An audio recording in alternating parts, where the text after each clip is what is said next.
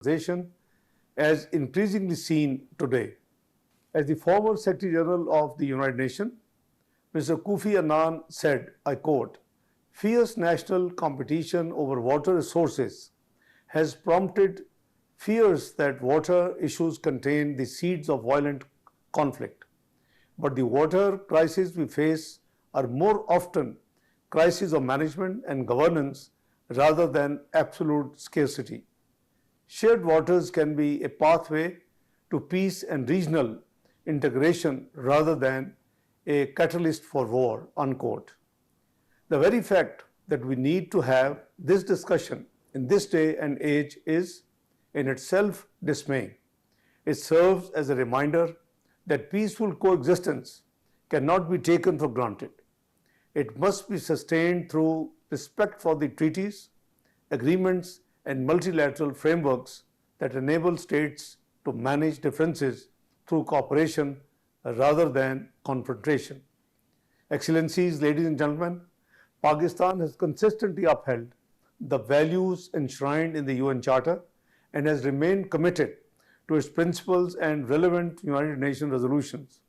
It was in this spirit that Pakistan signed the Indus Water Treaty with India in 1960, establishing a framework for the utilization of the 6 rivers of the Indus River system. The treaty envisages the peaceful resolution of disputes within its own framework. It is a testament to the enduring quality of the treaty that it survived 3 major conflicts and several other challenges over the decades. Excellencies, ladies and gentlemen, it is important to acknowledge that Pakistan has previously voiced concerns over certain actions by India under the treaty. Consistent with the treaty's provisions, we sought settlement through international mechanisms and respected decisions even they fell short of our expectations. At no stage was the outright unilateral abrogation of the treaty considered a viable course of action by either side. Responsible states act within established legal frameworks rather than abandoning these. And yet today, we find ourselves confronted with precisely such a challenge. It is important to underscore that our concerns are not merely based on Indian statements. India has followed up its belligerent statements with illegal actions. These include projects to create reservoirs such as Sawalkot, Kirthia, Kawar, etc., the expansion of existing structures such as Baglayar and Salal, and most alarmingly, diversion projects on the Indus, Chenab and Ravi rivers. In total, at least 17 such projects that will drastically alter the river system as a whole, giving India the tools for hydro hegemony that it so desires. Ladies and gentlemen, as you will appreciate, river systems are not merely waterways, they are lifelines. They carry profound historical significance and serve as immediate sources of sustenance and survival. One of the world's oldest continuous human civilizations, the Indus Valley Civilization, which subsequently nurtured the Gandhara civilization and gave rise to numerous cultural and historical developments, faces an unprecedented threat today.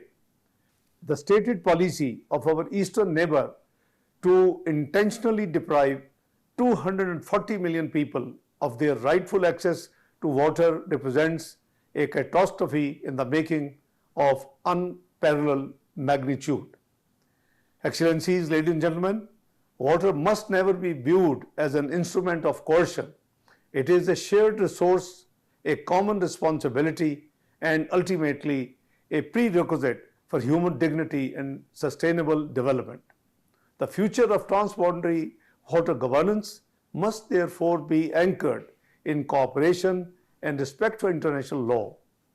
It is important to underscore that this issue should not be viewed as one confined to South Asia. The sanctity of treaties is the bedrock of the international order.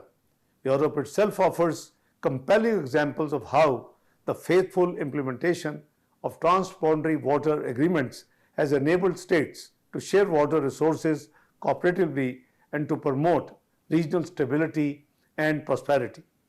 Respect for treaty obligations is therefore not merely a regional concern, but a global imperative. Pakistan remains committed to resolving all issues through dialogue, diplomacy, and the mechanism provided under international law. Our position is guided not by confrontation, but by the conviction that lasting solutions can only emerge through cooperation and respect for mutually agreed obligations.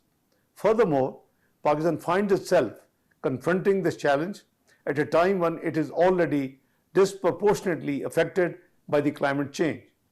Despite contributing less than 1% of the global greenhouse gas emissions, Pakistan remains among the most climate vulnerable countries in the world. This is a moment that calls for enhanced international cooperation and collaboration on water-related issues. I hope that today's discussions will underscore the importance of cooperation in the management of transboundary water resources, using the Indus Waters Treaty as a case study, while also examining other regions and river systems that may offer valuable lessons and insights.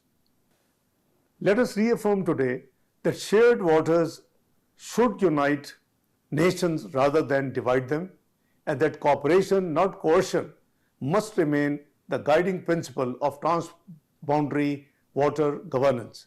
I thank you all for your participation in these important discussions. Good afternoon and fi amanillah. Thank you. नायब वज़ीर-ए-आज़म और वज़ीर ख़ारजा इस्हाक़ डार का अहम बयान आपने मुलाहिज़ा किया। उन्होंने कहा कि सिंतास माहदे के फ्रेमवर्क मसाइल का पुरअमन हल वाज़ेह किया गया है। पाकिस्तान के अवाम को पानी से महरूम करने के संगीन नताइज होंगे।